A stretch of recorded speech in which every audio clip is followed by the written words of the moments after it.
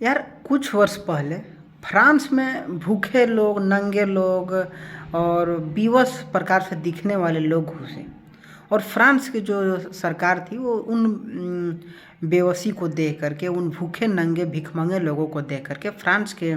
जो वहाँ के राष्ट्राध्यक्ष होंगे, जो प्रधानमंत्री होंगे, राष्ट्रपति होंगे, उनके मन में थोड़ी सी दया जगी और सोचे होंगे कि शायद ये लोग भूखे हैं और इनको ज़रूरत की आवश्यकता है, तो हम अपने देश में इन्हें शरण दे देते हैं और अपने यहाँ रख लेते हैं। और उस समय फ्रांस ने सेकुलर का पाठ पढ़ा और अपने देश में उन भूखे नंगे भिखमंगों को रखा। लेकिन कुछ ही साल बाद देखा कि किस तरह से उन भूखे भिखमंगे नंगे लोगों ने फ्रांस को ही पूरी तरह से फूंक दिया, वो भी बिना गलती के। तो क्या ऐसी बर्बरता यदि होती रही तो क्या हमें किसी को भी शरण देना, इस प्रकार से जाहिलियत भरे लोगों को जो कि बर्बरों जैसा व्यवहार करते हैं, और आज उन्होंने आकर के देश को पूरी तरह से तबाह कर दिया, किस तरह से फ्रांस को फूंक दिया, ये सभी को स्पष्ट रूप से पता है और सभी लोग इस चीज़ को देख रहे हैं कि किस तरह से आज फ्रांस चल रहा है, जो कि विश्व में सबसे सुंदर शहर बोला जाता है, विश्व में सबसे आज बहुत ही डेवलप देश है फ्रांस, लेकिन आज वो जल रही है और ऐसे बर्बरों के चलते, और उस बर्बरों के द्वारा देश जलाया जा रहा है जिन लोगों को फ्रांस ने कभी भूखे समझ करके, नंगे भिखमंगे समझ करके, ज़रूरतमंद समझ करके अपने देश में उन्हें शरण दिया था। लेकिन आप देख रहे हैं कि ऐसे ही सिचुएशन हुई थी भारत में और आज भी हम नहीं सुधरे हैं, क्योंकि आज से हज़ारों साल पहले जब भारत में बाहरी लुटेरे आए थे, जैसे कि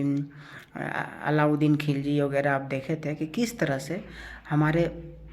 देश में अलग अलग राजाओं के द्वारा प्रवेश करता गया, जो कि देश में आकर के लुटेरे का काम किए, यहाँ से धन संपत्ति लूट करके ले गए। और हमारे देश में उपस्थित हजारों, लाखों, 90 लाख पुस्तक आप भली भांति जानते हैं कि नालंदा में खिलजी के द्वारा जला दिया गया था। और भी अलग अलग प्रकार से अलग अलग जो हमारे विश्वविद्यालय थे जहाँ पर कि ज्ञान का सागर हुआ करता था, वहाँ पर उसको आके हवाले कर दिया गया। और ऐसे बर्बर लोगों के द्वारा, ऐसे ही सनकी लोगों के द्वारा, और आज भी वही कारनामा किया जा रहा है उन लोगों के द्वारा।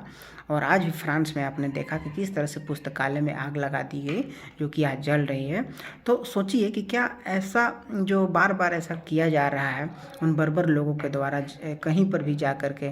इतना आतंक मचाया जा रहा था, क्या इसका उपाय नहीं है? उपाय है, लेकिन सबसे बड़ी है कि जो स्थानीय लोग हैं, जो इस चीज़ को झेल रहे हैं, उन्हें कठोर होना होगा। और ऐसे जलीलियत भरी लोगों को जब वो लोग आते हैं हमारा नुकसान पहुंचाने, तब उन्हें इतना कूटना होगा कि उन्हें मार मार करके खदेड़ना होगा, तब जा कर के अपनी औकात में आएंगे, तब इन्हें समझ में आएगी कि वास्तव में जो हम कर रहे हैं और जो इनका मनोबल बढ़ गया है, इस चीज़ को अभी हमने ख़त्म किया ही नहीं है। और जब तक इनकी मनोबल ऐसी रहेगी तब तक ये लोग ऐसे ही बर्बरता का कारण बनते रहेंगे और ऐसे ही बर्बर व्यवहार हमारे साथ करते रहेंगे।